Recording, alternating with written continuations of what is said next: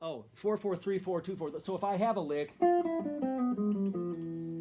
how do I make that a 3/4 lick? No, not really. I mentioned I divided the 4/4 licks into two halves. You know, one a one and two and three, one and two and three and four and one. That's one and four, you know, or this. That's one half of the lick. So the second half of the lick was.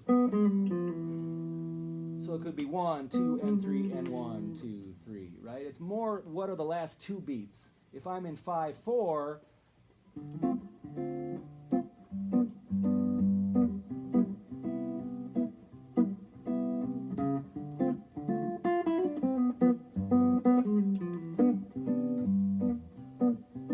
whatever I play in the first three beats doesn't really matter. I'm just trying to target the beginning.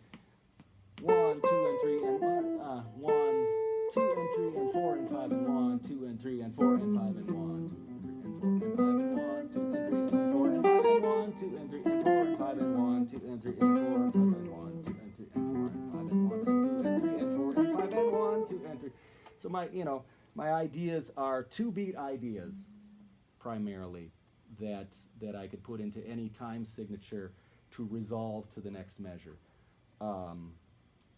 Generally speaking, play a lot of modal stuff. It's not all 2-5-1-y things, but that's my single note spiel on how to play this instrument and what you should work on.